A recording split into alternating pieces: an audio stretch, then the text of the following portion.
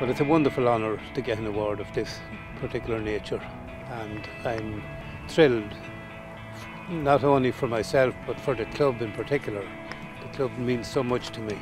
St. John's has been my life since I came here to Sligo. I've been working diligently with the club, and in conjunction with the club and the members of the club, we have grown the club to what it is today.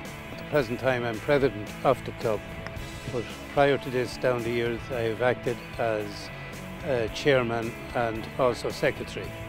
Well, my greatest achievement here in St. John's, I'd say, would be the development of the grounds and the facilities that we have here. I didn't achieve it on my own, and an awful lot of people put an awful lot of work into this great facility that we have here in Carrow. GAA to me is my life. I love everything associated with the GAA, a voluntary organisation where so many people are involved, and no matter where you go in the country, you can walk into some particular park or maybe a hall where GAA people meet, and the most wonderful bunch of people you could meet.